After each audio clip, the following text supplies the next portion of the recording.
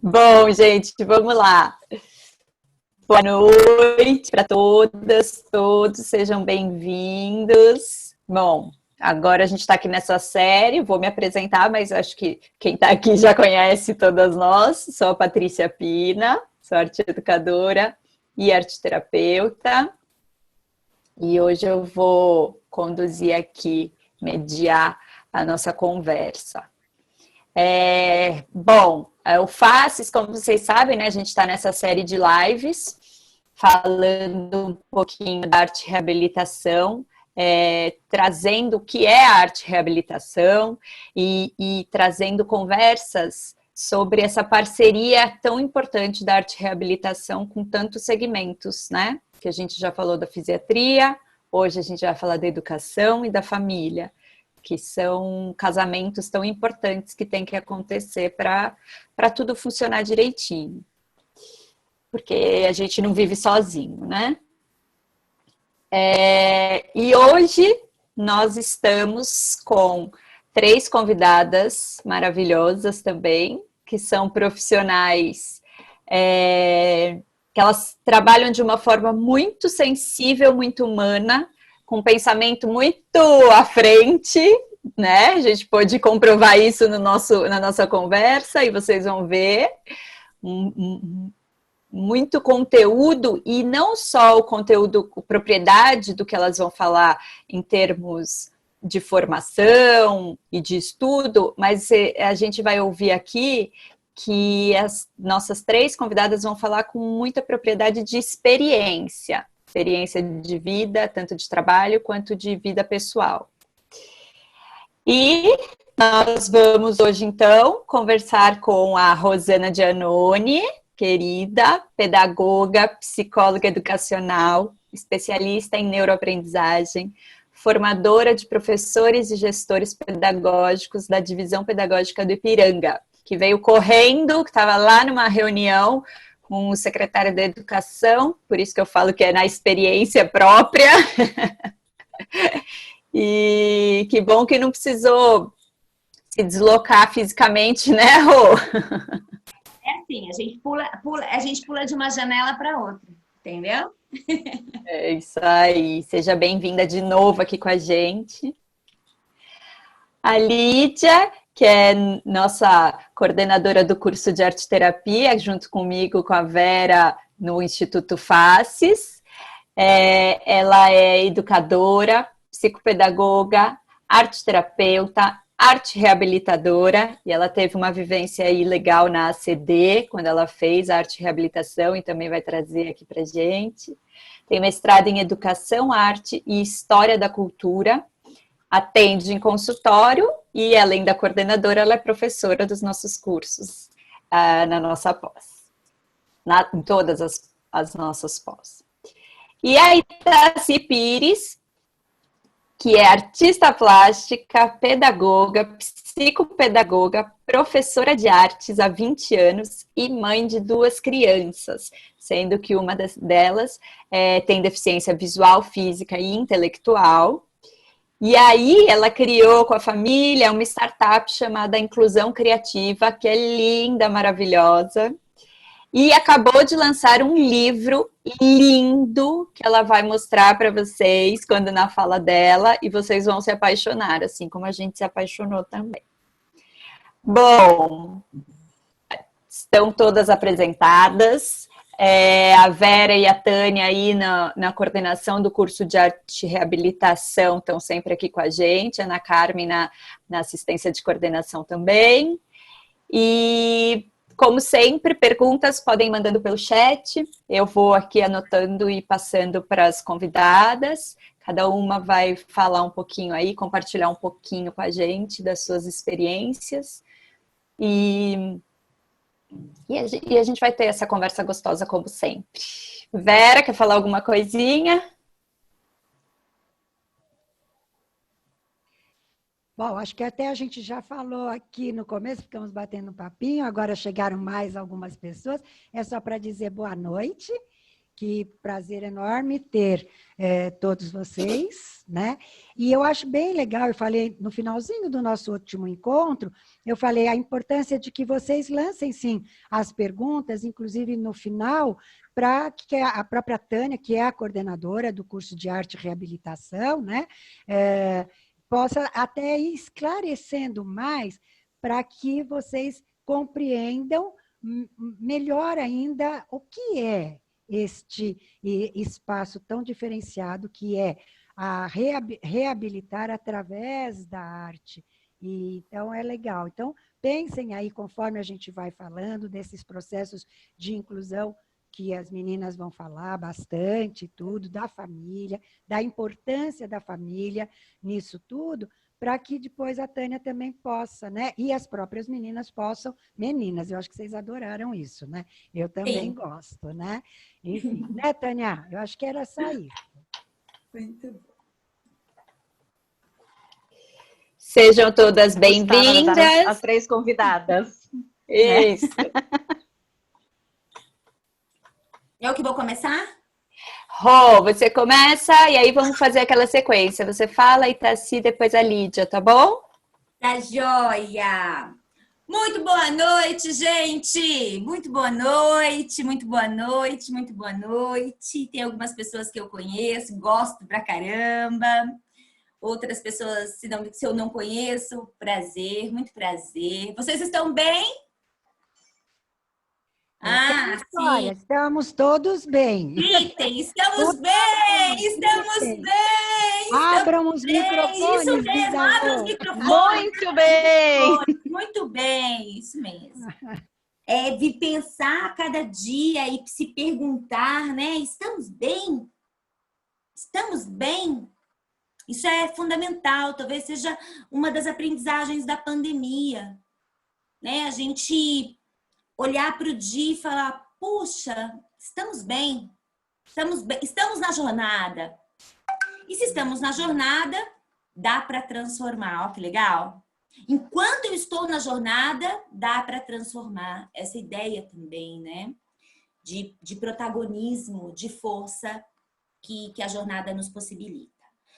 Eu quero agradecer o convite, um dia doido mesmo, né? Que realmente estar aqui sempre me acrescenta e sempre me acolhe demais. Não tenho nem como pensar em não estar com vocês. E olha só o que a gente vem discutir. A gente vem discutir hoje, pessoal, nessa roda de braços longos, né? Nessa roda esticada que cada um tá na sua casa, em tempos tão novos e em tempos sementes. Tempos sementes. Por quê? Porque o que a gente está produzindo como discussão, o que a gente está produzindo como realidade também é novo. Né? Tá brotando brotam novas possibilidades, brotam novas reflexões. Nesse encontro, a gente vem discutir um pouco a arte como uma porta de entrada, como uma sinalizadora, como uma possibilitadora de reabilitação. Olha que interessante, a linguagem, essa multiplicidade da linguagem da arte, como uma porta aí escancarada, falando, ó, dá para voltar, dá para aprender, dá para desenvolver. E de mãos dadas, em diálogo com a educação e com a família. Para a gente pensar a educação, que é o que eu venho provocar aqui hoje, muito mais provocar do que produzir o conhecimento em si, mas provocar a reflexão, a gente tem que entender assim, na educação que nós temos no Brasil, a gente passou por processos históricos que iniciam num processo inicial lá de uma educação normativa, cartesiana e linear, de segregação. A gente pegar aqui num histórico de vida, nós estudávamos em salas ditas homogêneas, não era assim? Todo mundo igual, a partir do princípio do igual, e que muitas vezes outras pessoas que existiam socialmente, lógico, elas existiam, né? Se elas tivessem qualquer deficiência, qualquer questão, eu vou usar a inclusão aqui de uma forma bem ampla, tá? Eu vou usar a inclusão aqui como a inclusão de todos.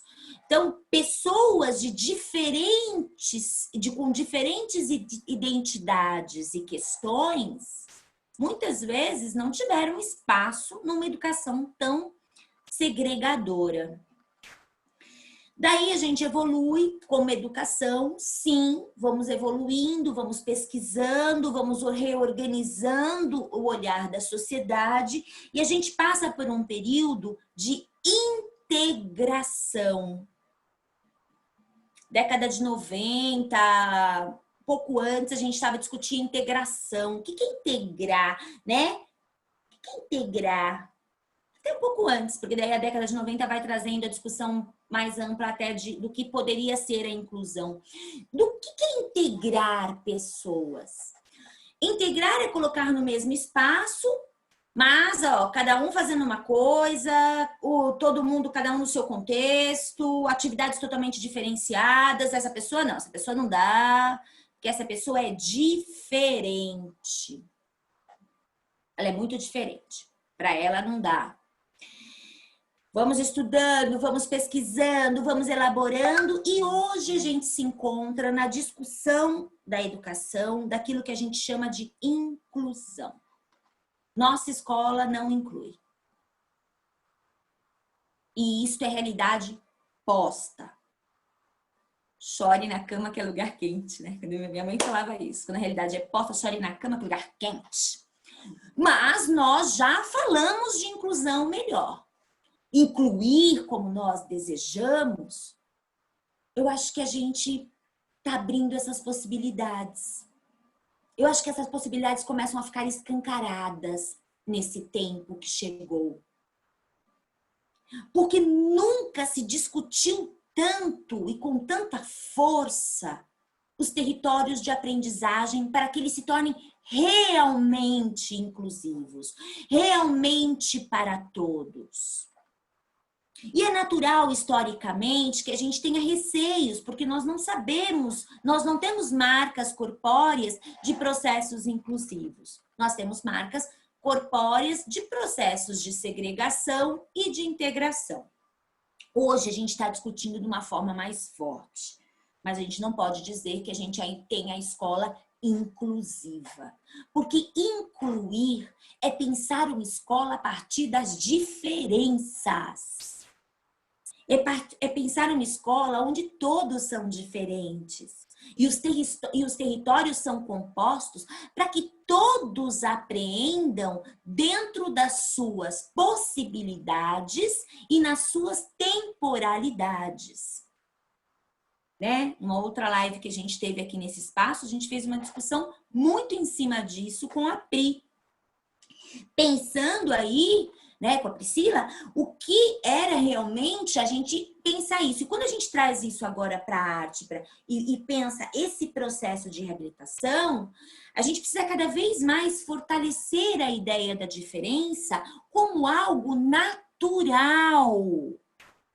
Porque as pesquisas gritam que a diferença é natural.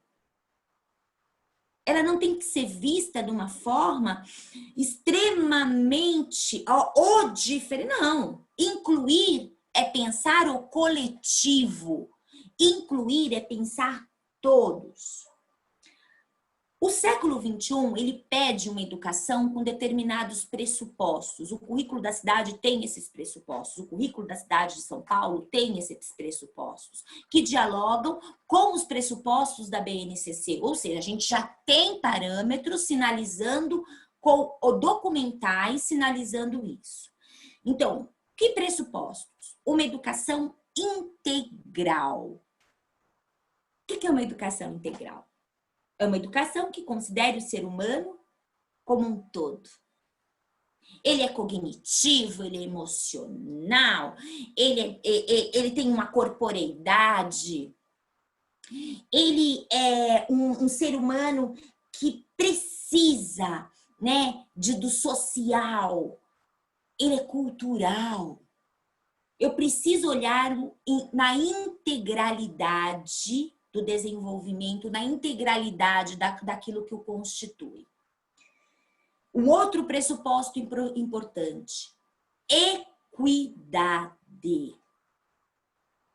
Equidade é literalmente romper barreiras. Pessoas diferentes precisam de coisas diferentes. E a equidade é proporcionar territórios de aprendizagem que pensem nisso.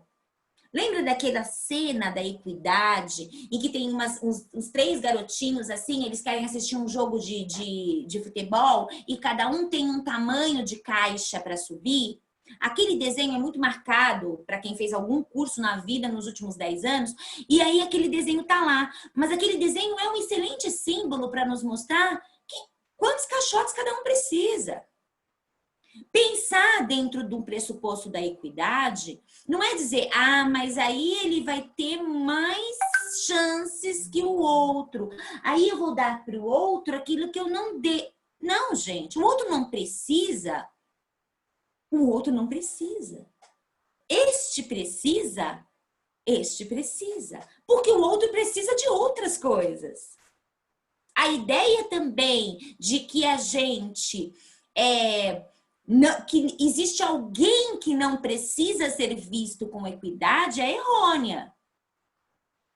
Porque todos temos necessidades que talvez e que precisam ser contempladas nos territórios de aprendizagem. E olhar para isso é a equidade do século XXI. Uma outra, e aí o terceiro pressuposto é esse que a gente vem discutindo, a inclusão.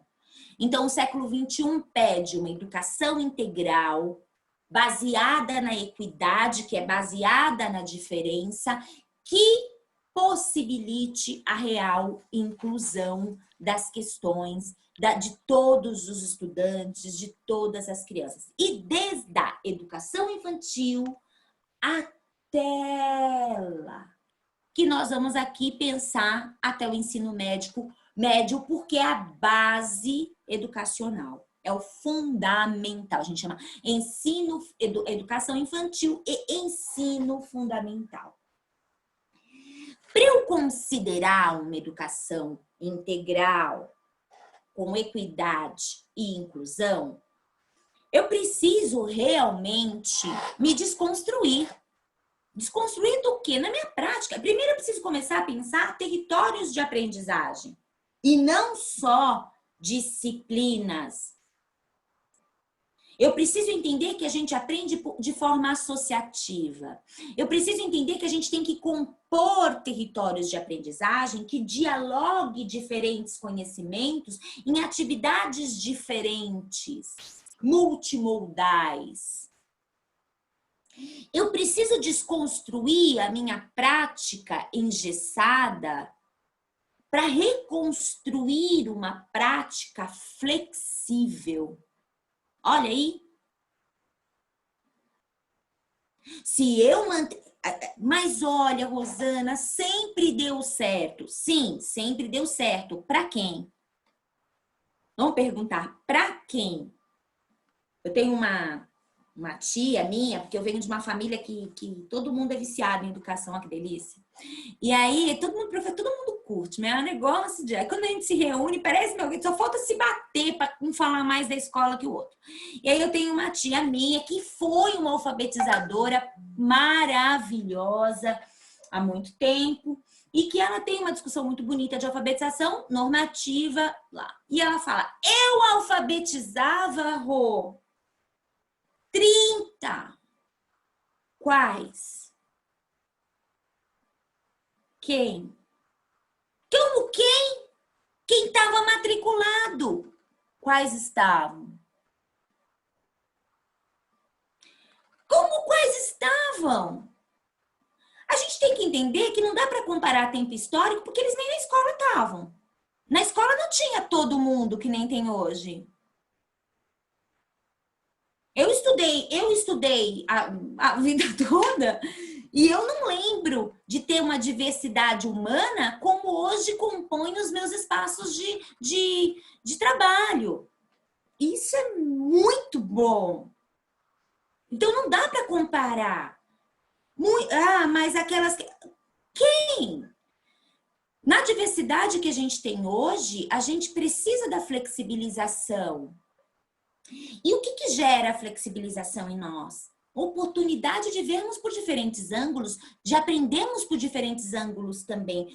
Todos ganham num processo de território flexível. Todos se desenvolvem mais e melhor. E isso é comprovado.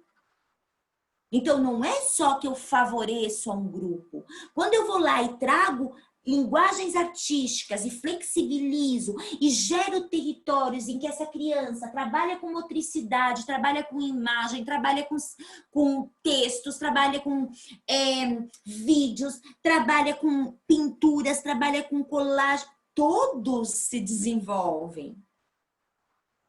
É comprovado. Então, nós precisamos nos encorajar para esse movimento. Né? Nós podemos, gente. Nós precisamos nos encorajar para esse movimento. Mas dá medo? Claro que dá. A gente não conhece, a gente não tem marca no corpo para fazer isso. Mas podemos fazer isso. Quando eu falo de uma educação integral, eu estou falando de articulação do conhecimento. Se aquele professor, por exemplo, do Fundamental 1, porque na educação infantil, quando nós conversamos, foi muito interessante essa conversa, porque na educação infantil a gente já vê um movimento muito mais articulatório, de territórios de aprendizagem e de inclusão do que nas outras etapas do ensino. Então a gente já sabe que, se compararmos a educação infantil dita nacional, né, num espectro nacional, com as outras fases, estamos falando de um processo muito mais inclusivo do que nas outras fases. Mas isso tem que perpetuar, isso tem que continuar, essa integralidade tem que acontecer. No ensino fundamental 1, os projetos, eles vêm gritando essa possibilidade. O trabalho mais coletivo do que individual, a composição, que daí aquele menino, aquela menina que tem determinada deficiência, determinado transtorno, veio de outro país, acabou de perder o irmão. Porque eu estou falando de situações de inclusão geral. Aquela criança que é tímida, não se expõe para nada.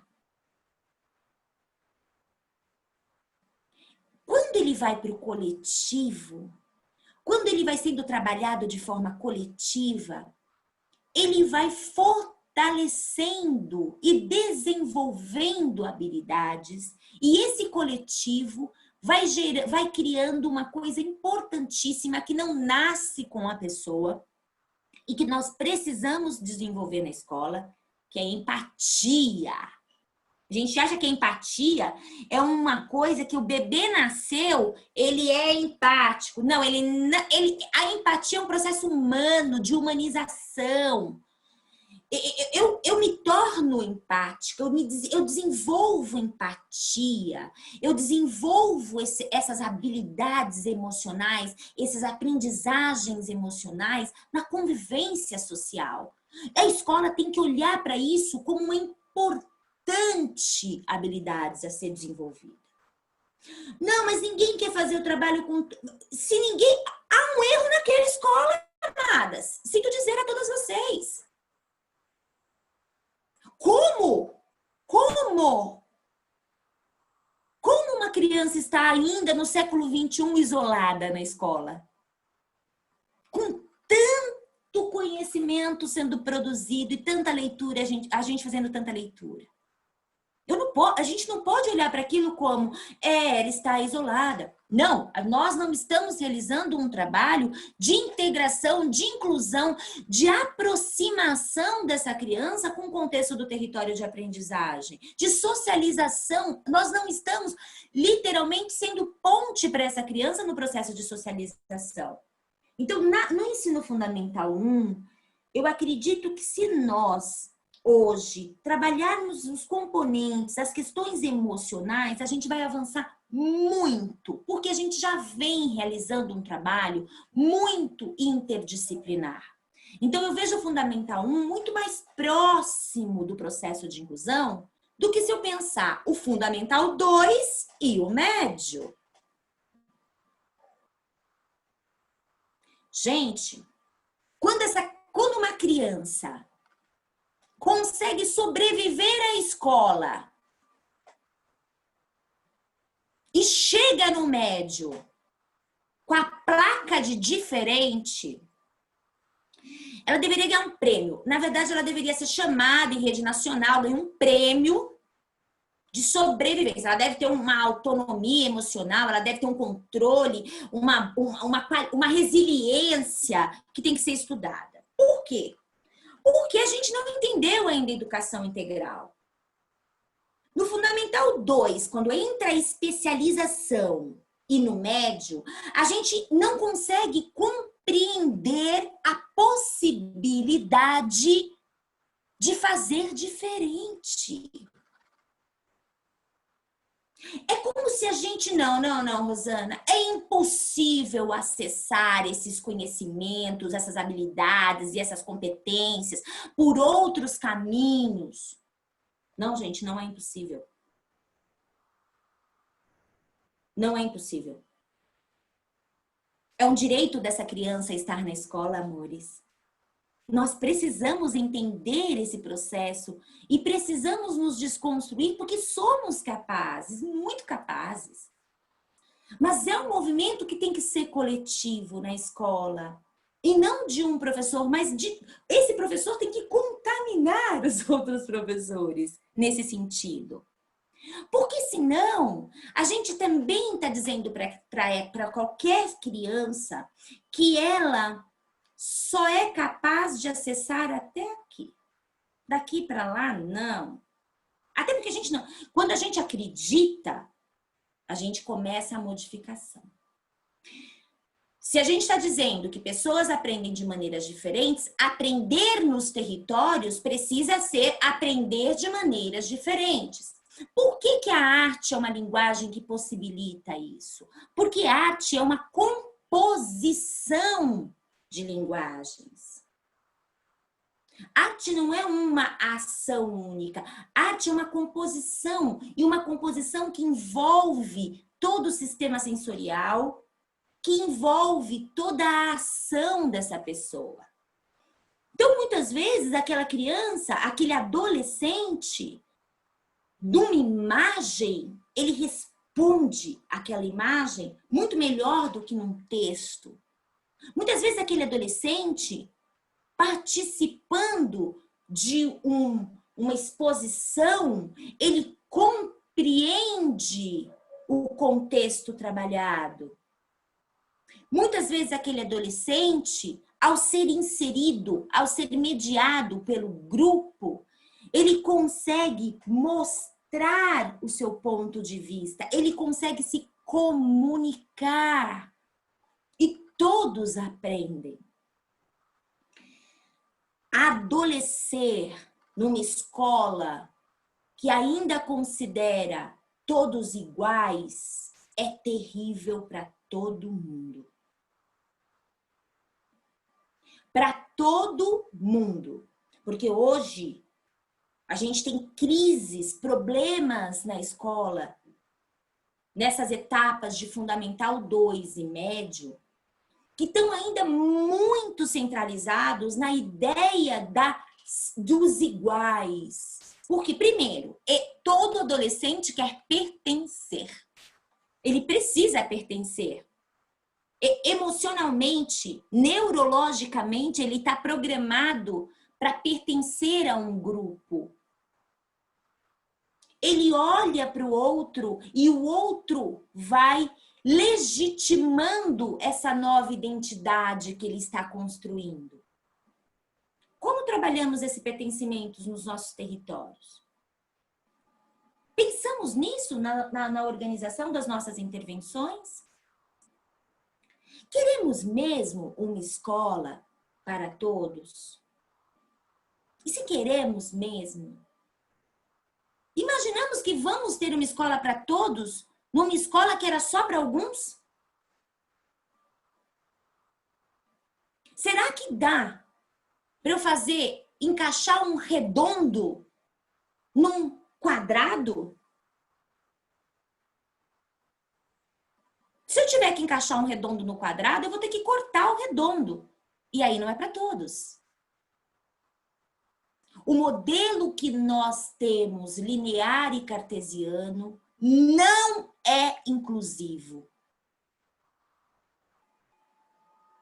Se queremos uma escola inclusiva, que organize territórios de aprendizagem, que dialogue com a equidade, que dialogue com as possibilidades inúmeras de aprendizagem, que abra, que seja ponte, que reduza muros, que seja uma flexibilizadora, vamos ter que passar por uma conceitualização de escola dialógica, reflexiva, uma escola de redes associativas, uma escola que vê todos diferente.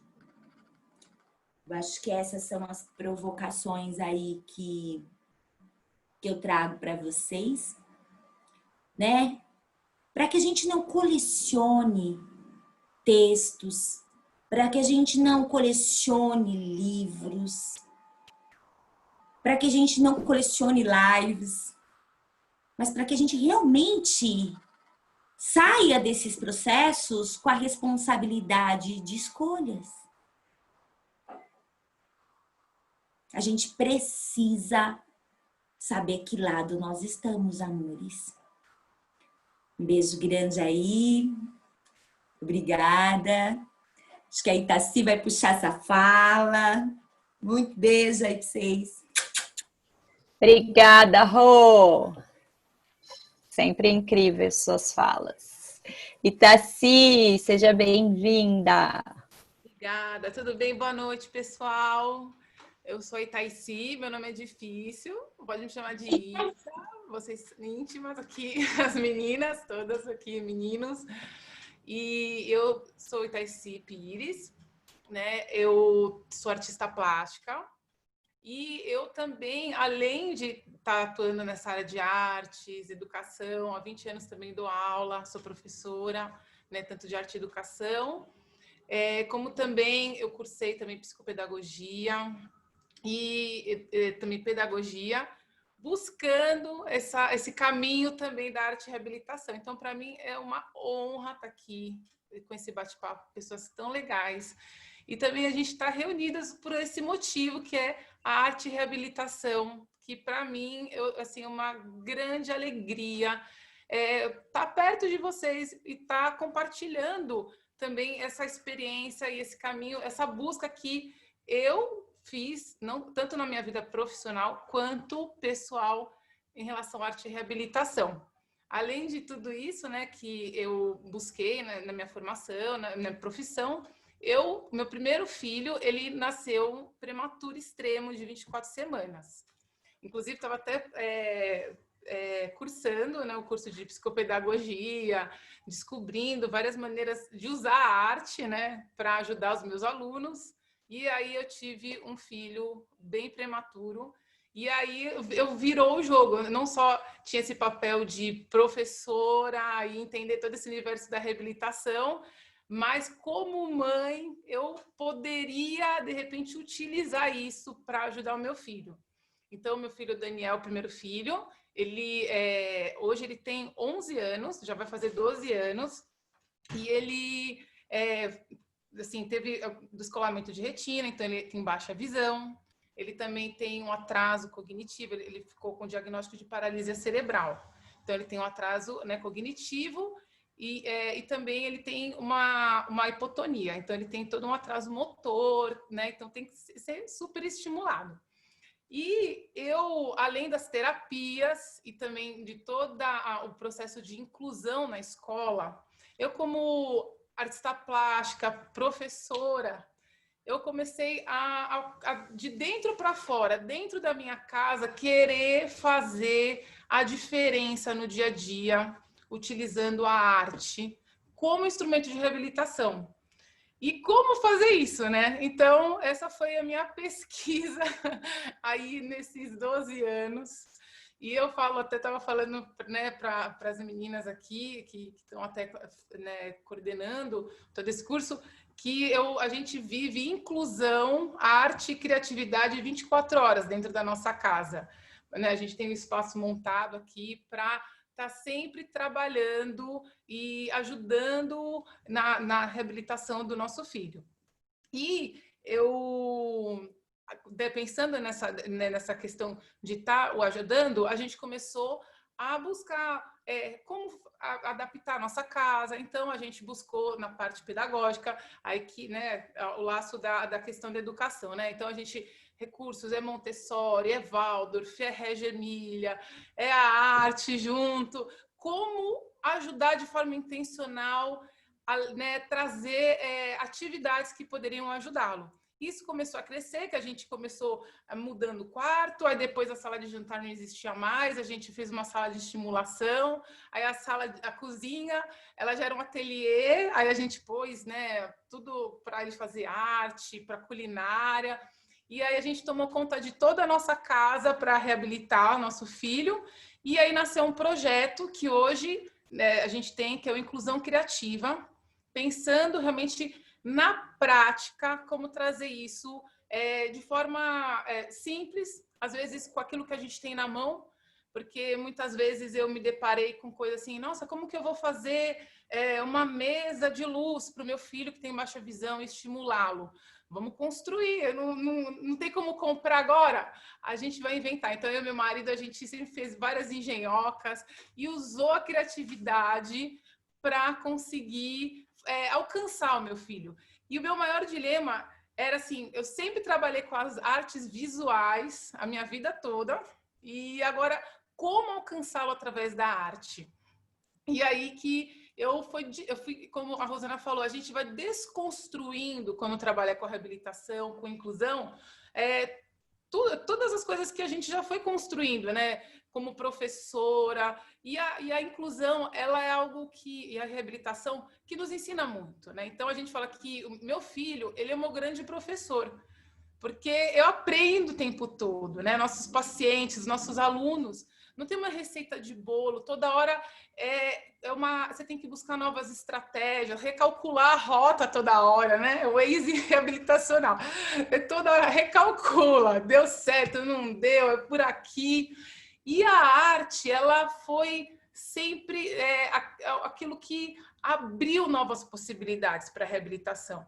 Então, realmente, na prática, é muito válido a arte e a reabilitação, não só para um terapeuta, não só para um professor, para um profissional, mas para a família é muito importante. Então, isso que a gente, até no nosso projeto, que eu falei, gente, eu preciso, nós como a família, né, que tem trabalhado isso, a gente precisa dizer ao mundo de que isso existe, que essa possibilidade existe. E eu, como mãe, por alguns anos, eu senti uma frustração de ver meu filho, às vezes, não acompanhando os anos. Como a Rosana falou, educação infantil é maravilhoso, sei lá, inclui a sociabilização. Aí tem professor que entende como intervir intencionalmente, outro não.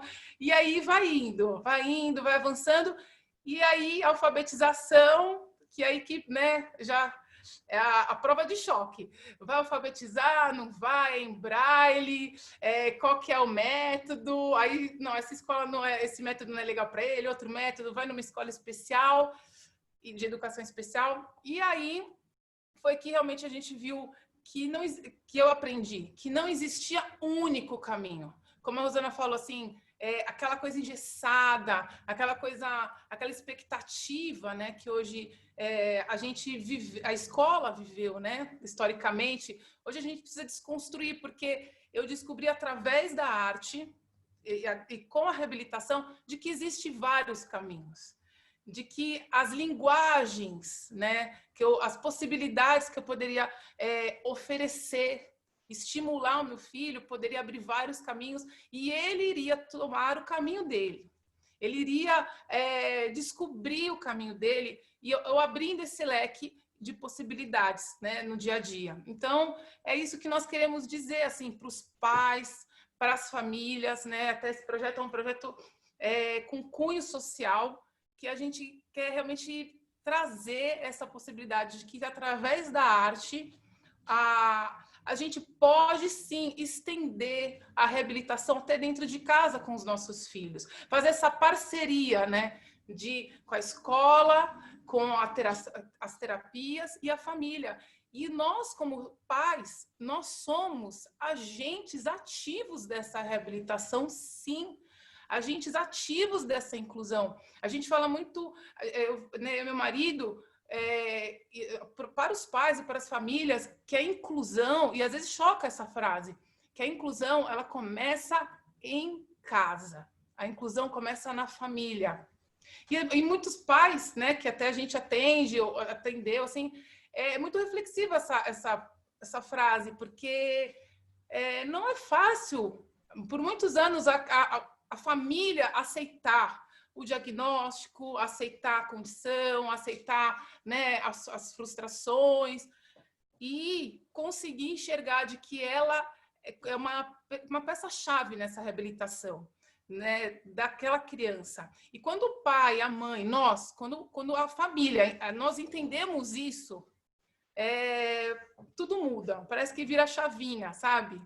E eu acho que, não sei se vocês já tiveram essa oportunidade de estar atendendo, né, um aluno, um paciente, e ver realmente de que os pais, gente, acho que até a gente vai escrever um livro, meu marido está aqui perto de mim, o poder dos pais criativos. Existe um poder na vida dos pais, muito grande. E os pais, nós pais precisamos utilizar esse poder.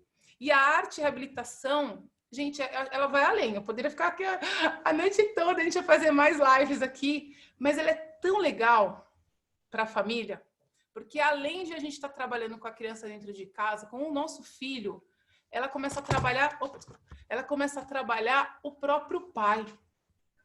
É algo que é uma coisa assim que destrava a pessoa. É uma coisa que tem uma ligação, um elo, né, do pai com o filho. E quando a gente começa a utilizar isso, eu lembro, porque eu, depois que tive meu filho, passei por toda essa situação, eu posso testemunhar. Gente, eu como artista, até esse quadro eu que pintei quando, sei lá, 25 anos atrás, né? Eu não sou muito nova, mas assim, eu sempre produzi. Olha que interessante. E aí eu parei. Claro, uma mãe de uma criança com deficiência, vocês devem acompanhar muitos testemunhos, né? A gente não tem tempo para muita coisa, né? A gente coloca o filho na nossa frente, acima de tudo, né? Casos assim, a gente às vezes é enfermeiro, às vezes a gente né, para cima e para baixo com o filho, terapia, hospital, tanta coisa. E aí eu deixei de lado isso. Mas na hora que eu comecei a trabalhar efetivamente com a arte e reabilitação, eu falei assim, tem que começar por mim. E aquilo me fez abrir assim, um mundo e conseguir enxergar que eu poderia fazer a diferença na vida do meu filho. E eu destravei, foi um destravar mesmo. A arte e reabilitação, ela mexe sim com o pai, ela mexe sim com o filho. E a gente é muito beneficiado, né? Eu tenho bastante... O meu filho, né, ele não estuda na escola Waldorf, mas eu tenho... Ele já fez lá várias vivências, tal, por situações até de saúde ele não pôde ficar, mas eu tenho bastante contato e eu sei que é algo que a Waldorf, ela consegue trabalhar isso do pai e do filho, e o filho o pai. A arte e a reabilitação, é um fluxo, né? É uma coisa que vai muito além, né? Então, enfim, eu descobrindo muitas coisas, muitos caminhos, e a criatividade, através da arte, ela é fantástica. Para mim, gente, é aquela coisa do encanto, né? Quando chega uma criança e fala assim, um pai, eu preciso de ajuda, eu preciso incluir, reabilitar meu filho. Assim, eu fico super feliz, que eu falei assim, vamos começar do zero. porque vamos usar a nossa criatividade como pai, como mãe. Vamos planejar. Então, assim, cada criança precisa de uma intervenção diferente da outra.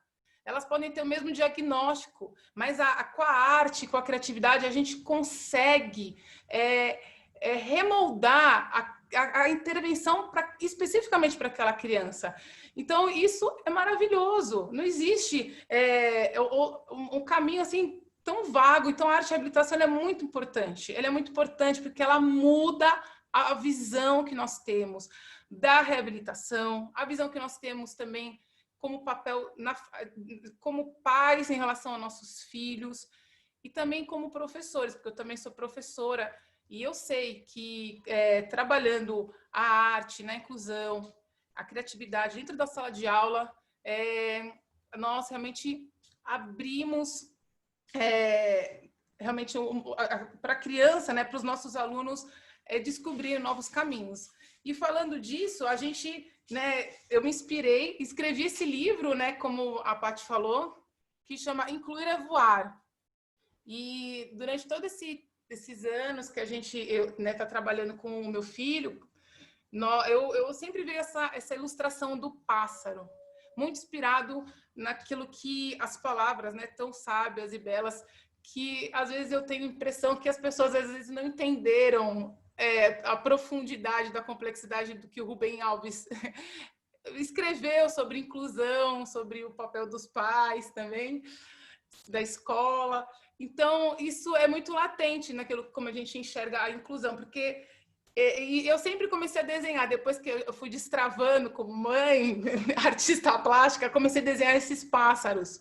E vinha essa coisa, meu Deus, eu acho que o papel não é só meu como mãe, como até professora, não é só eu fazer com que aquela criança entenda um conteúdo, que meu filho ele se alfabetize.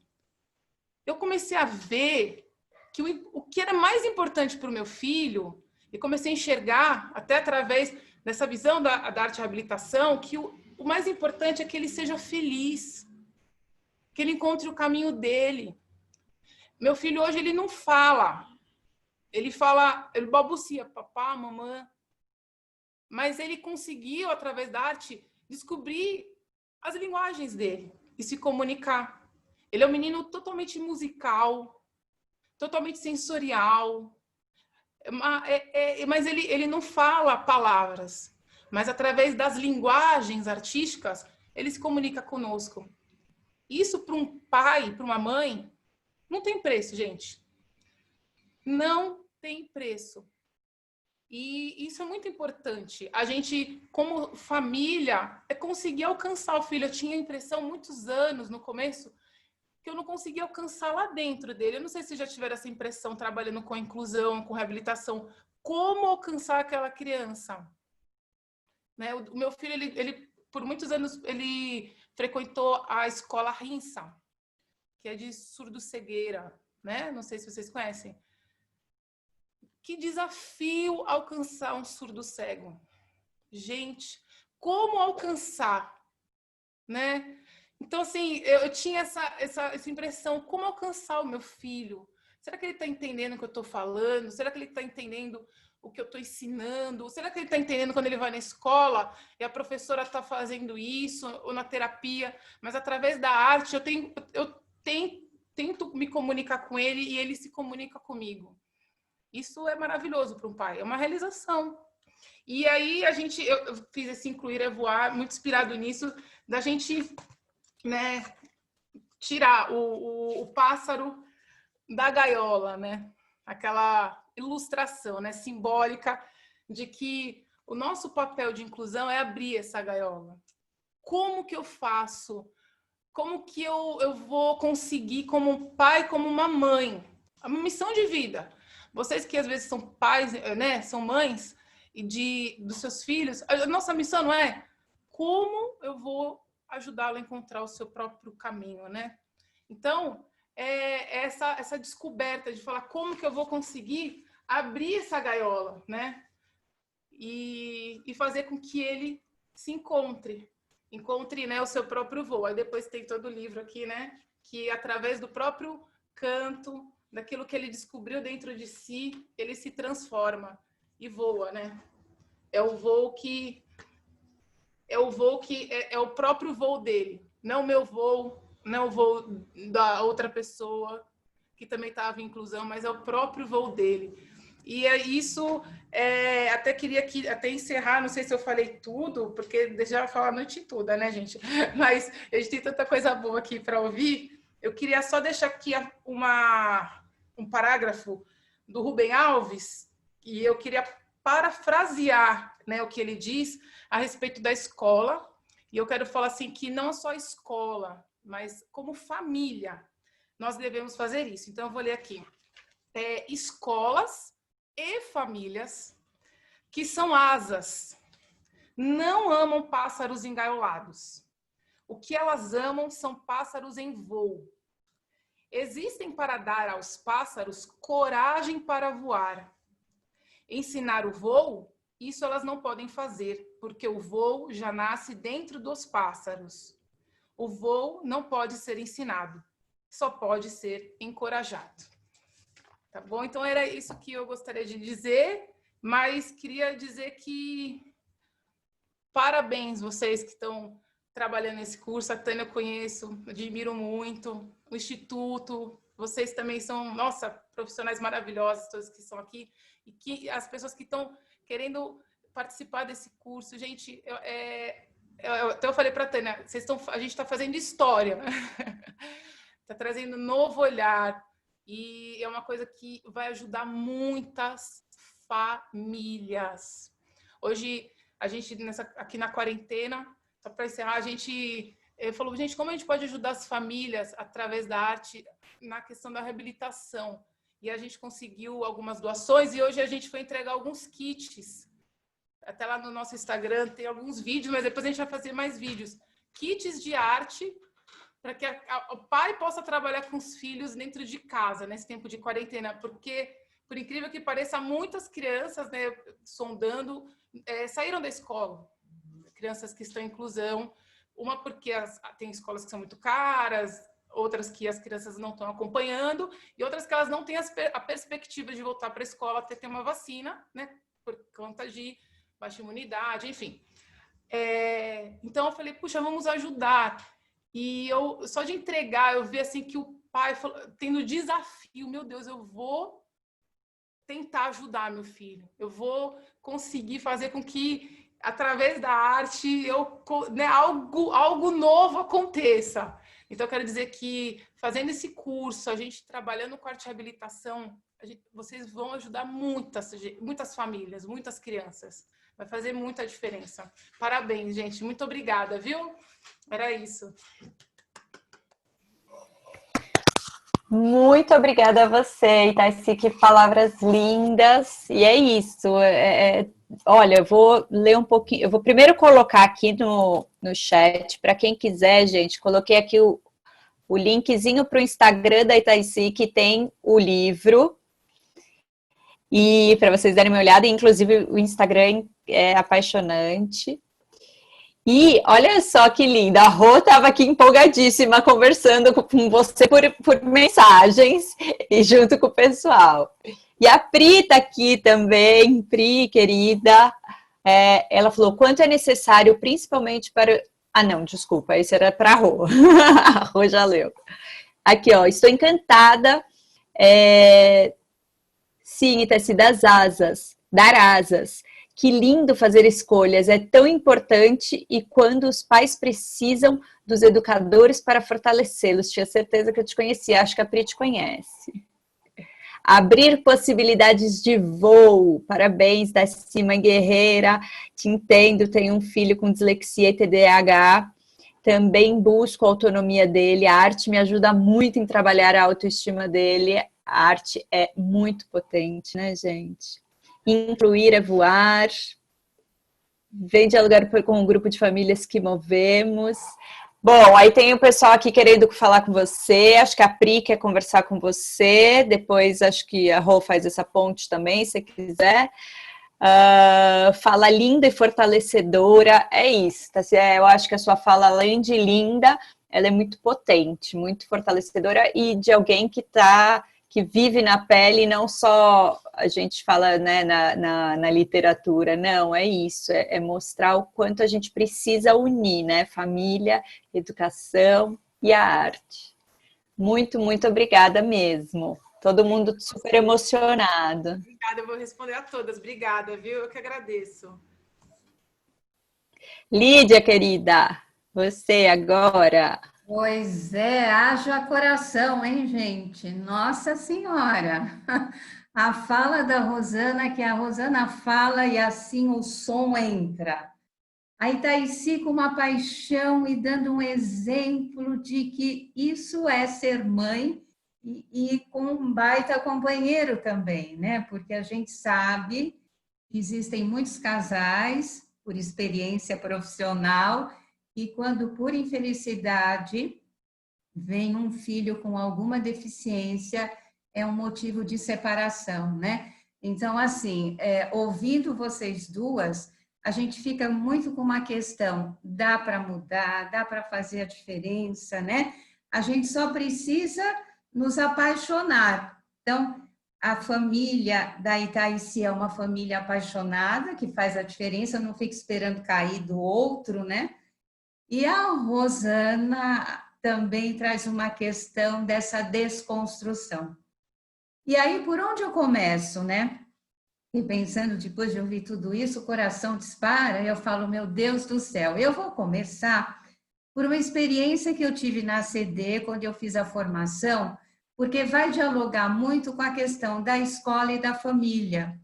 Eu acabei, fiz o meu estágio lá na CD durante um ano, me formei em 2010, e quando a gente faz, né, Tânia, a formação lá, a gente é obrigado a passar por uma experiência de atendimento em ateliê terapêutico, escolhemos o grupo e tudo mais. E eu acabei escolhendo um grupo de adolescentes que sofreram traumatismo craniano. A faixa etária ia dos 15, 16 anos até 25 anos. E era um grupo de 5 adolescentes com várias patologias, questões neurológicas, mas eu vou fazer o recorte só de 2, porque é algo que eu vivenciei muito, a questão do olhar da escola e do olhar da família. Durante os atendimentos, nós, enquanto estudantes, né, da arte e reabilitação, a gente conversa com as famílias, conversa com os responsáveis, no sentido de dizer, olha, a gente está com um estudo, gostaríamos de conversar um pouco. E nessa maneira, eu tive uma adolescente muito quieta, muito tímida, que, pela descrição da ficha dela, ela apanhou muito quando era pequena de uma babá. Que a babá batia, bom, bateu num nível que ela chegou a sofrer um traumatismo craniano. Ela tinha uma lentificação na aprendizagem, o processo dela era muito lento, ela caminhava mais lentamente, ela escrevia mais devagar e o processar cognitivo dela também tinha um outro ritmo. Mas o que chama atenção é que sempre muito quieta, falando o mínimo possível no começo, né? E essa mãe, nós a chamamos umas 4, 5 vezes, não apareceu em nenhum momento para podermos conversar. E nas atividades propostas, o meu projeto era a criação de um diário criativo, o diário era feito de juta, e aí eu fui trazendo temas para trabalhar a memória autobiográfica, para ver como que acontecia, se elas lembravam da época da lesão, antes e pós-lesão. E essa jovem, vou usar o nome fictício de Ana, no diário dela, ela trazia como referências o professor e o cachorrinho dela. Em nenhum momento ela trouxe questão de família, de mãe, de pai, de alguém que a cuidasse. Dá para perceber com essa postura, né, que tinha alguma coisa que não estava legal. E o grupo, né, a Itaici falou, a Rô também falou, contribui para quê? Para a questão do pertencimento. Então, ela fazia parte de um grupo de adolescentes que sofreram alguma lesão neurológica e que, naquele momento, eles tinham a possibilidade, através da arte, de falar sobre os medos, sobre as dificuldades, sobre o ritmo, eu fiz uma atividade caracterizando o olhar, como que o outro me vê e como eu me vejo, e como eu vejo quando o outro me olha. Então, assim, que olhar é esse? O olhar do outro, muitas vezes, olha o que está diferente. E a gente sempre busca, e isso é fundamental, que a gente fala muito para os pais, principalmente, validar o que esse filho tem de possibilidade, porque eles têm. Basta a gente ter um cuidado, a sensibilidade de vermos o que dá, qual é a janelinha, né, que eu vou conseguir abrir. Então, ouvir Itaici falar é algo assim que nos mobiliza e nos sensibiliza de uma maneira tal, porque esse é o olhar, né, que o Safra já fala, é o olhar fundante, é aquele olhar que fala, você está no mundo, né? E você veio, como foi possível você vir, né? Porque a gente, no primeiro momento, como você falou, eu parei de desenhar, porque realmente é algo que no papel de mãe a gente tem que desconstruir a questão do filho idealizado, né? Como professora de arte, trabalhando com a questão do visual, é muito, assim, tá acima, né, do nosso entendimento, mas foi esse filho que chegou até você. E o quanto você está fazendo por ele, você e teu marido, que não dá para separar o casal, muito bonito, tem que escrever o livro, sim. Por quê? Porque é fundamental esse suporte. Você fala, o pássaro voa, mas ele saiu de um ninho, ele foi alimentado, ele foi cuidado, e ele sabe que quando ele ficar cansado, ele volta. O ninho está lá, né? Tem as raízes, tem as sementinhas, novas sementes, né, Rosana? São sementes diferenciadas, é um ninho diferente, né? Então, essa foi a experiência que eu tive com essa menina. E o oposto, eu tive uma experiência, a Tânia conhece todas as meninas com a Esther, né? Uma menina que nasceu muito bem, inteligente, sabia desenhar, lia, enfim, e que com 11 anos teve meningite. Só que a meningite acabou ela se instalou na questão do cérebro e ela perdeu totalmente os movimentos. Ela vinha numa cadeira de rodas, a mãe a trazia, uma mãe que realmente falou, não, ela é o meu tesouro, ela tinha outras filhas, parou tudo e vinha uma menina até por conta da idade, na época ela tinha 19 anos, um sorriso até aqui, só que a mãe precisava até pôr a comida na boca dela, ela tinha perdido totalmente os movimentos. Entrou lá na CD, passou por todas, né, as terapias possíveis, e essa mãe, eu nunca vou me esquecer, ela disse para mim, olha, a Esther dizia, ela era destra, dizia para a mãe, eu não posso deixar de participar do ateliê da arte e reabilitação, porque eu sei que se eu conseguir pegar um pincel e voltar a pintar, eu vou recomeçar, vou voltar a escrever. Então, aí ela pintava com a mão esquerda, eu punha o pincel na mãozinha dela, e esse movimento ela tinha. Ela fazia cada pintura, cada produção, e o cognitivo 10, cognitivo super preservado, tá? E aí ela falava que tinha um sonho, queria fazer faculdade de computação, uma graça de menina, mas com um suporte absurdo da família. Na escola era bem vista, bem acolhida. Então, essas duas instituições, gente, família e escola, elas devem sempre, né, estar juntas, estar conversando, E trazer essa conversa através da arte é algo que realmente faz a diferença. Eu não posso deixar de falar aqui do filme indiano, Toda Criança é Especial, como Estrelas na Terra, que traz a história do Nishan, daquela criança disléxica, né? Que foi o professor de artes que acabou descobrindo a grande inteligência dele. E os pais, no primeiro momento, a escola, né? Não preciso nem dizer como é que fizeram com o pequeno.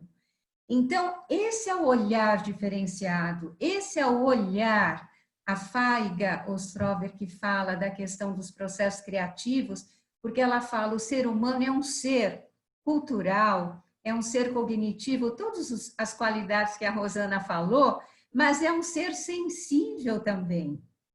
E dentro dessa sensibilidade, a arte, mais do que nunca, ela te permite estar dialogando e descobrindo quais são as suas janelas internas, porque quando a gente fala em arte, a gente fala em música, a gente fala em dança, a gente fala em pintura, em escultura, enfim, em tudo aquilo que faz com que o ser humano possa pôr para fora o seu mundo interno, né? E ao colocar para fora o seu mundo interno, ele acaba marcando a sua presença, constituindo, né, o seu locus de vivência. E aí, gente, eu escrevi tanta coisa para falar, mas a gente vai vendo que é tanta coisa que já foi falada e dita, né? E eu achei muito bonito, eu gosto muito quando a Rosana fala em territoriedade, territórios de aprendizagem. Eu amei, eu vou roubar essa palavra com o maior respeito, porque quando eu falo em territórios, eu preciso trazer algo da Gestalt que eu gosto muito, eu falo em campo, eu falo em espaço. E se eu falo em campo, em espaço, eu falo em relações. E se eu falo em relações, eu falo em funções de contato. As funções de contato vêm através dos sentidos, né? Da audição, da visão, do paladar, do tato. E é isso que me instaura no mundo, no meu tempo e no meu espaço, conforme a minha temporalidade, né? No meu momento de aprendizagem também, porque graças a Deus, cada um tem a sua. Eu faço uma brincadeira quando dou curso junto com a Vera, a gente mais se diverte, da tartaruga e da lebre, no sentido de mostrar que temos tartaruguinhas muito boas e inteligentes, e lebres que às vezes se atropelam, mas que também chegam lá, né? A Tânia conhece também, então é muito por aí. E aí, algo assim, eu fui professora, né? Mais de 30 anos, quase 40, e trabalhei em escola pública, em escola particular, e trabalhei sempre com adolescentes. E eu reputo, o grande desafio é o trabalho dos professores especialistas. Porque, às vezes, né, muitas vezes, parece que fica assim, uma couraça, eu sou muito bom nisto. E aí a gente fala, bom, mas como é que isso eu posso fazer de um outro jeito? Como é que isso eu posso transformar numa música, numa pintura, numa dança, num teatro, né? Trazer o conhecimento através do teatro. Então, isso eu acho fundamental. E quando eu ouvi a Rosana chegando e dizendo, não, eu estava conversando com o secretário da Educação, que seja ouvida, que tem, né, força para dizer, vamos lá, gente, dá tempo, é possível, como Itaici em relação às famílias. As famílias precisam. E hoje, mais do que nunca, o tema família, né? As coisas estão bem delicadas. Os modelos familiares, as famílias mosaico, famílias homoafetivas, mas a questão é, quando chega um filho, minimamente se espera que esse filho vai ser olhado do jeito que ele veio. Não como eu gostaria que ele viesse, mas como ele veio. E a partir desse olhar que eu vou ajudá-lo a se constituir como ser humano, buscando aquilo que ele gosta de fazer, né? Buscando a sua felicidade. Só que para isso a gente precisa fazer uso das artes, e quando a gente fala em artes, não dá para a gente dissociar da criatividade. O ser humano, se não criar, ele morre, né? Ele falta ar, falta energia psíquica, porque somos seres de criação. Todos os nossos estudiosos, o Winnicott, o Safra, o Morin também trazendo as polaridades, né? Então, nesse sentido, a arte, o Gardner, que fala das múltiplas inteligências, eu acho que são teóricos que nos ajudam muito a ver o valor da arte. E eu já falei para a Tânia, já falei para a Ana, já falei para a Vera, Patrícia, né? Que eu estou tão feliz pela pós de arte e reabilitação, porque ela vai conversar muito com a psicopedagogia, ela vai conversar muito com as dificuldades de aprendizagem. E essa é a nossa praia. A Sônia Colli, que está aqui, é a minha grande mestra na psicopedagogia, na psicomotricidade, a gente sabe que é isso. Trabalho em consultório é gostoso, é lúdico, é dessa maneira. Então, nesse sentido, a gente está super feliz, né, Tânia? Sabendo que a Analice batizou. Vamos. E aí, eu vou encerrar minha fala trazendo um trecho aqui de um livro que eu gosto muito, que chama Arqueologia das Emoções, e diz assim: se a arte tem hoje caráter libertário, é porque possibilita ao homem um novo tipo de conhecimento sobre si mesmo e sobre o mundo que o cerca, muito diferente daquele conhecimento produzido pela ciência ou pela filosofia, diferente mesmo das suas experiências cotidianas. É porque ele possibilita ser inteiro, razão e sensibilidade. É porque ele lhe permite se ver como criador. Ele pode voar, criar. Naquilo que ele cria, ele facilmente se reconhece, pois sua essência está aí, integralmente objetivada, e é a realização do que ele precisa anunciar. A arte permite isso, permite anunciarmos quem somos nós e para que viemos. Obrigada.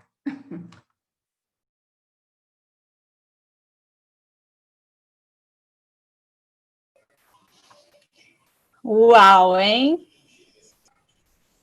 Maravilhoso. Estou Fala. emocionada, acho que é a idade já, viu? Que linda! É tanto disso, a Sônia sabe também, a Vera, a Tânia, enfim, todo mundo, a Ana. É isso, né, gente? Eu acho que é um privilégio tudo isso. E é um privilégio poder ouvir vocês aqui.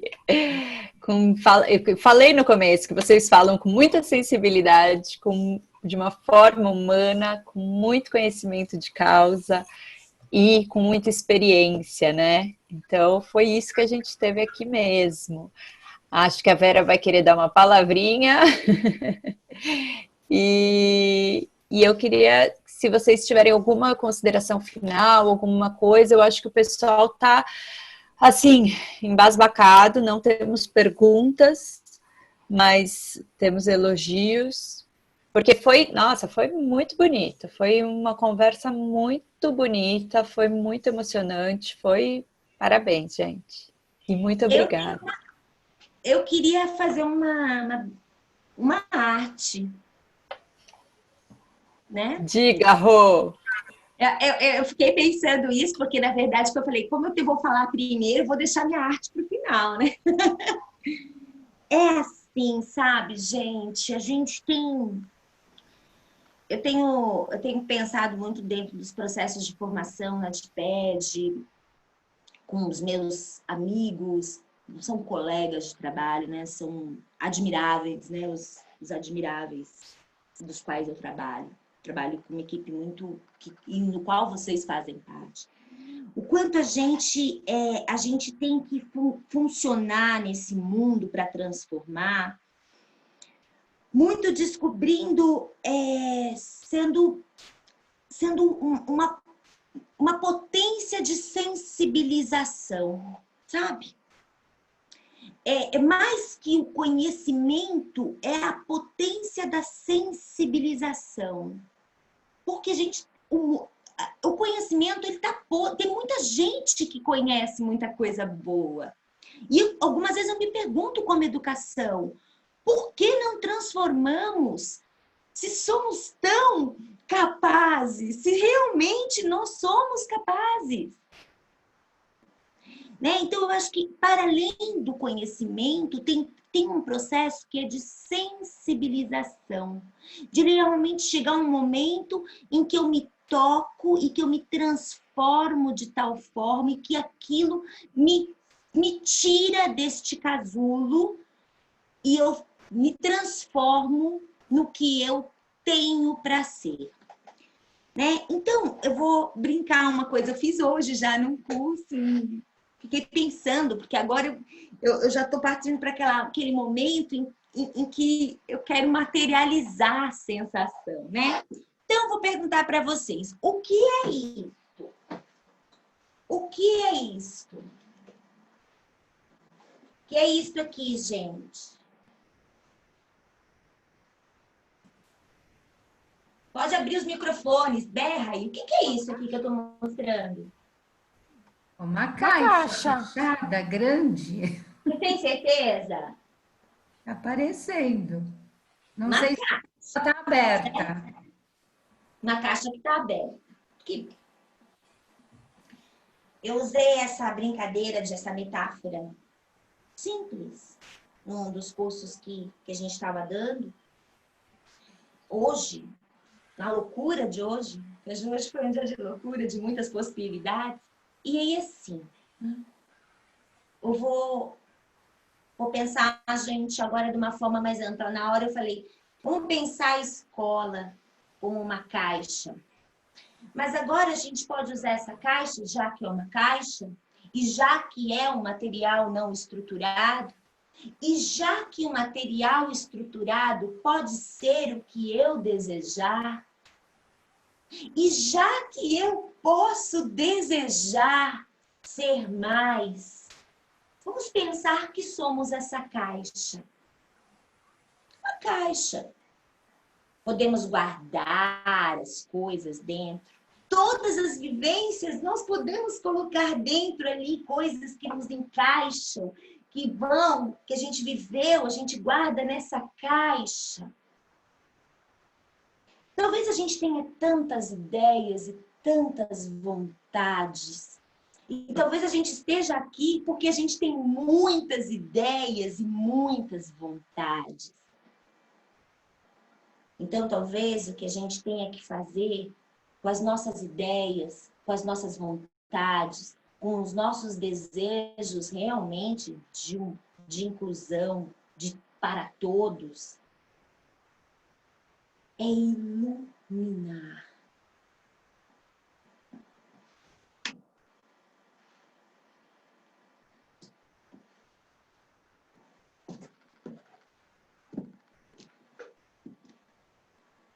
Vamos nos acender. Vamos nos iluminar. Vamos deixar com que a gente ilumine os processos de transformação. Vamos nos recusar ao silêncio.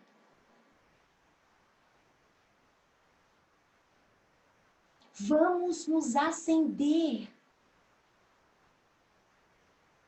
Porque ninguém pode deter tantas caixas iluminadas, gente.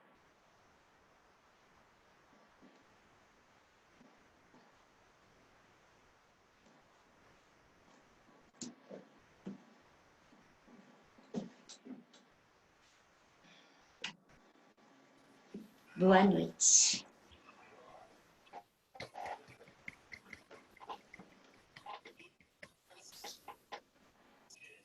Que lindo, Rô, obrigada. Tânia, Vera. Eu vou falar, deixar a Tânia encerrar. Não tenho nada para falar, Patrícia, nem a mais, nem a menos. Sabe por quê? E aí eu digo a mesma coisa que Rubem Alves, também usando a Itaici, que falou dele, a gente é apaixonada por ele também, né? Somos as viúvas do Rubem Alves, né? Ele dizia que quando ele acabava de contar uma história, eu repito isso também, eu parafraseio, eu falo que eu não roubo, viu, Lídia? Eu apenas uso e dou os créditos, aí está valendo, né? Então, eu digo, ele dizia, quando eu acabo de contar uma história e todos ficam em silêncio, todo mundo pode pensar que, nossa, por que não falam nada? E eu diria, é porque a história continua dentro de você. E ela segue com você. Então, ele dizia, nem sempre a gente precisa logo perguntar o que você achou da história, o que você viu, o que você viveu. E isso me apaixona, por isso que eu uso tanto as histórias e a mitologia, para dizer de todas essas diversidades, de todos esses dessas mudanças que a Rô vai trazendo com tanta propriedade. Gente, eu fiquei absolutamente assim, sensibilizada mesmo, e eu termino assim, eu acho que com esse silêncio, porque eu estou carregando tudo isso comigo. Eu queria dizer só para a Cláudia, que eu não localizei. Cláudia, você está a 600 quilômetros, mas vale vir conversar com a gente, né, Tânia? Vem conversar, porque 600 quilômetros não tem tanta distância assim neste momento da nossa existência, essa mudança de rumo da humanidade, né? Então, pode vir conversar sim. Gente, muito, muito obrigada. A gente quer muito viabilizar mesmo esse trabalho. Então, assim, é vocês contarem tudo isso, porque vai ser um trabalho muito diferenciado. Haja vista o que estamos tendo em cada uma das lives. E hoje ela foi assim, uau! Que todos os educadores, Rô, que a gente pudesse levar essas palavras que foram ditas hoje para todos eles, sabe? Se a gente pudesse, sim, juntar estes grupos, a Pri falou alguma coisa em relação a grupos de mães, se a gente pudesse, né? Se poder, olha, para mim é algo que vai fazer a diferença. Confio e acredito também nisso. Ninguém pode com tanta iluminação. Não é fácil, não é nada simples, mas ninguém pode, né? Todos juntos somos fortes, e eu acho que é por aí. Obrigada, gente. Obrigada mesmo. Beijo. Lídia, maravilhoso. Rô, Itaici, muito obrigada. Turma, todo mundo que esteve aqui com a gente, obrigada mesmo, viu, de coração. Como contadora de história, Vera, só dá para dizer, terminando falando plim, plim, plim, essa história termina assim. Obrigada pelo dia de hoje.